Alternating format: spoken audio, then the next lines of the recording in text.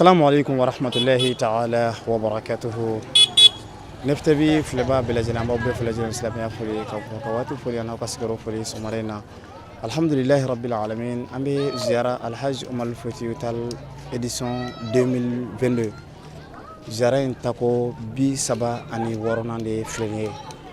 الحمد لله رب العالمين. سومرينا أني بي دلغاسون با من فلنا لي روي مورتاني كوي من برا مورتاني. سومرينا كنا زيارة كنا. الحمد لله أني بسم الله فوسرا وكا ريزيداسيولا.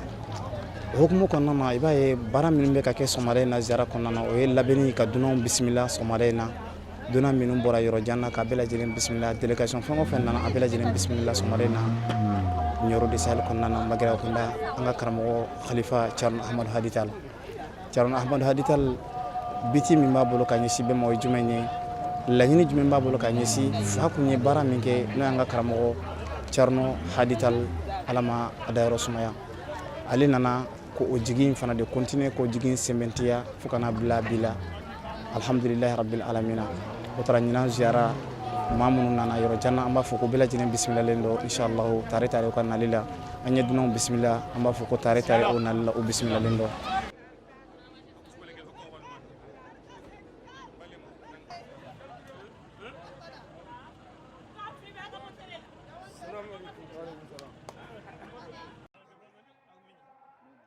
on de protocole ni ame protocole mamunu be dunaw akei ka dunaw kumbe ku togo sebe ku dugu ka dugu so sebe u hakke ko sebe u be yoro minna ko sebe ka ke papier e kadi dugu fen manana ya amba tigi to dugu togo sebe amo hakke amba sebe pour que u kana dese u ka dumunina u kana dese u ka debena bunya mun kanga kuye no e folie ani fenu buka bela jele soro on de premier folo ak fo mako premier ni be jateke ni ma folo ke dro yaje ni mo ya anje yandro ye ziaraje imana bo yoro ni na ambi to ko sebe donc ambi to ko sebe amba de papier la kadi serviteur uma kadi Thierno Amadou Yerema donc mun kanka khalifa ma mun kanka duma ko dumuni anu ka ji abbe sekata to komina wala wode do ambe si an sigilembe ya mo de kama naw yajini nga ziyara la aywa amba fo ziyara iko wati minna abe sabatiya asabatira an karamago ananfa Sheikh Muhammad al-Hadi Ahmad Muntaqatar alaydi ziyara indabo kabini o wati anya nyenega kuntlana juma be ziyara ina mumbe ka kono aya jedana ka foko ziyara yi mimbina ka kono aya ngani min kama no kera anafa bitlaka saki an yare da alhamdulillah rabbil alamin sabu ziyarai alaka kurane bayin de ba nyamo yala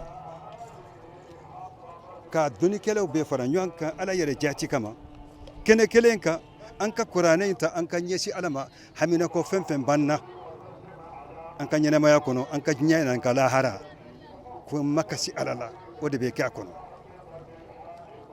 atlalaka kangarta ke kabino watila ako odu comme anya dabo de kama aw de mo ye munu be commission d'organisation mba kele ya awma na utara ye kenenka weli likera ala kama maw yan jabi ala kama aw kaw jija fengo fembe foye aw ka fo ala ko ala kirako anka kele nyayin kono alhamdulillah rabbil alamin ambaye Allah subhanahu wa ta'ala fi rabbi lan nifon ala ko kesra fenye fotan ketaw ala ko nyana ni bi somarena imagine ni Allah subhanahu wa ta'ala soni amina se kata halwar konnana barami be no fa ambikla ko jira wala kelengere alaka wati were jirnin aw bela jirina wassalamu alaikum wa rahmatullahi ta'ala wa barakatuh. Allahu akbar Allahu akbar la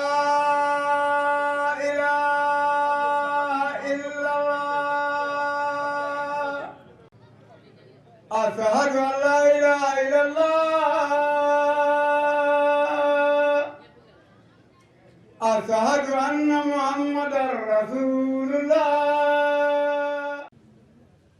woni hoore ziyara o to bange haqiqa ko khalifa men ɗi khalifa men Ahmad Hadi ko wuure dow aduna he e haa ɗo yaarete hannde ɗo to barzakh duuɓi temedere.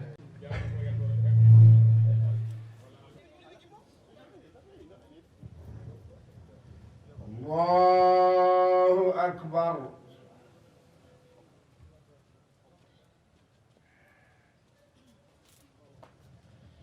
سمع الله لمن حمده. الله أكبر. الله أكبر. الله أكبر.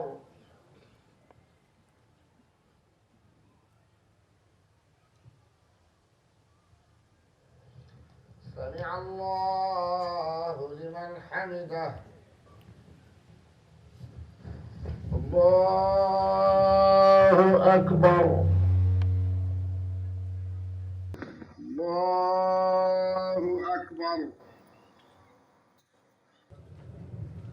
الله أكبر. الله أكبر. السلام عليكم.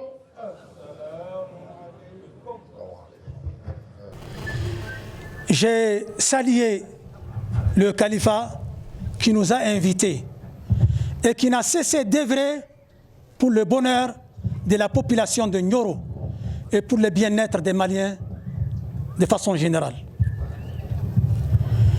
J'ai demandé à l'ensemble de faire des bénédictions pour le président de la transition, chef de l'État, le colonel Assimi Goïta, qui est en train d'œuvrer nuit et jour pour le bonheur du Mali, pour le bonheur du peuple du Mali, et pour l'honneur.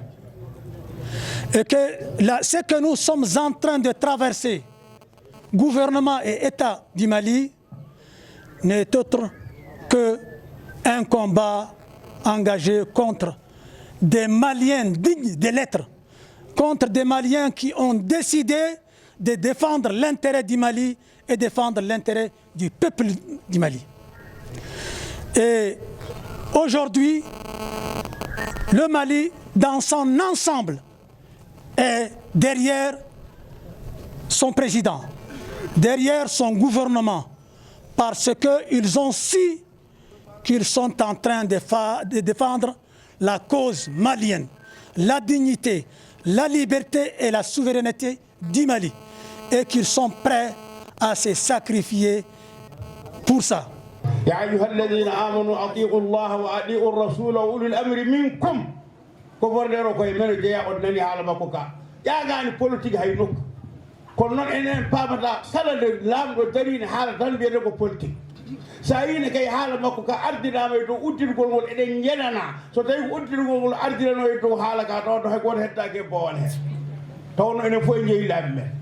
nden en keɓataɗo dagame konngol makko ngol on nani konngol makko ngol nanoɓe arab nani ko nantina e babarankore on nani so Allah jaɓi so zaman rokkoyi yeeso ma en peytu hiɗab makko o pular duttanmo kadi hiɗab makko e billugal arabia inchallahu taala e joni en jahan e mana e almami men alhaji haadi abi bakry ba nastamiu ila tilawatihi al atira ما تيسر له من آي الذكر الحكيم وبعد ذلك مباشرة فدعاء إمام مدي أسي جاكتي إن حضر وإن لم يحضر فسينوب عنه آخر إن شاء الله. لقوله يقرأ ما تيسر من القرآن وتفقهوا في الدين. اللهم سهل لنا صعب من تعلم ولا تصيب عبادتنا ومعاملتنا وعلها إنك مسؤول صعب ومغرب البغض وفات القلوب لما فيه لما فيه رداك يا رب العالمين. ولذا نشهد أن لا إله إلا الله وحده لا شريك له له الملك وله الحمد وهو على كل خير. وأشهد أن محمدا عبده ورسوله الذي أرسل إلى كافة العالمين وآله والصحبه والتابعين لهم بإحسان.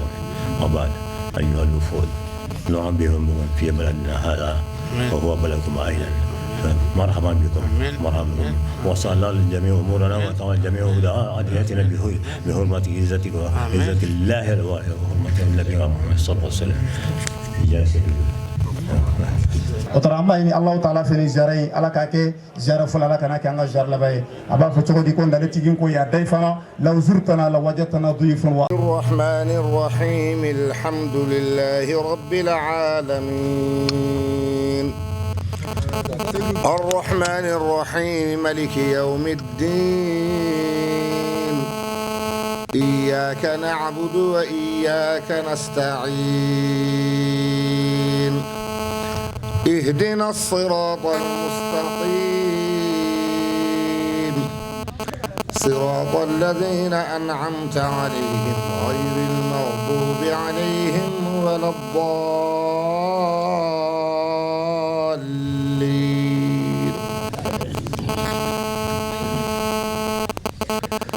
واقترب الوعد الحق فإذا هي شاخصة الذين كفروا يا ويلنا فإذا هي شاخصة أبصار الذين كفروا يا ويلنا قد كنا في غفلة من هذا بل كنا ظالمين.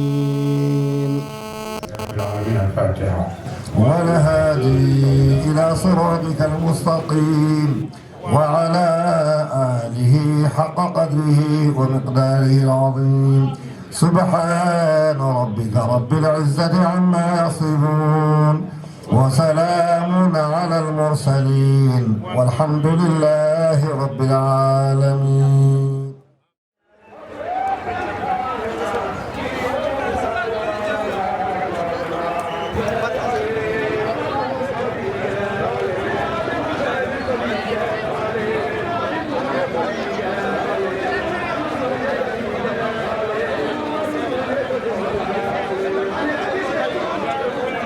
Tora bismillah kelen kɔfɛ nin ye wulada baara ye baara min kɛra ziyara tile fɔlɔ la o de filɛ nin inshallah tabaraka wa taala an bɛ bɛɛ lajɛlen fo ka waleɲuman dɔ ka dɔw kɛ bɛɛ lajɛlen ye an b'a ɲini ala fɛ ya rabbi ziyara min dayɛlɛlen filɛ nin ya rabbi kuranɛ kalan minnu bɛ k'a kɔnɔ ala ko sumali minnu bɛ k'a kɔnɔ an b'a ɲini ala ta'ala fɛ ya rabbi ala k'a basigi nati jamana kɔnɔ ala k'o kɛ a ka alaya kama o kɔfɛ an ka khalifa Amadu Haritali ye foli ta ninnu ɲɛsin bɛɛ lajɛlen ma k'a daminɛ an ka président Hasimi Goita a n'a ka premier ministre n'o ye Cokɛli Kokala Mayiga ye ani gouvernement bɛɛ lajɛlen alhamdulillah ye foli ta ninnu ɲɛsin u bɛɛ ma ka ɲɛsin gouverneur ma a n'a ka baarakɛɲɔgɔn ka ɲɛsin maire ma fɛn o fɛn bɛ ɲɔrɔ kɔnɔ a n'a ɲɔrɔ ko ka Maliba kɔnɔ an ka khalifa Amadu Haritali a ye foli ta ninnu ɲɛsin bɛɛ lajɛlen ma an b'a ɲini ala fɛ ala ka ziyara in tɛmɛ ko ɲuman jira ni aw la ala ka laɲini fɛn kɛ sɔrɔ fɛn ye fo tan ni kɛtaw ala k'u ko ɲana wassalamu alaikum wa rahmatullahi ta'ala wa barakatuhu.